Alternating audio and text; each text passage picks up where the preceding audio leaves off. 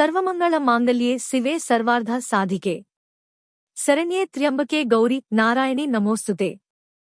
నరదిష్టి మరియు నరఘోష తొలగిపోవడం కోసం ఈరోజు సాయంత్రం ఈ అద్భుతమైన పరిహారాన్ని ప్రయత్నం చేసి చూడండి.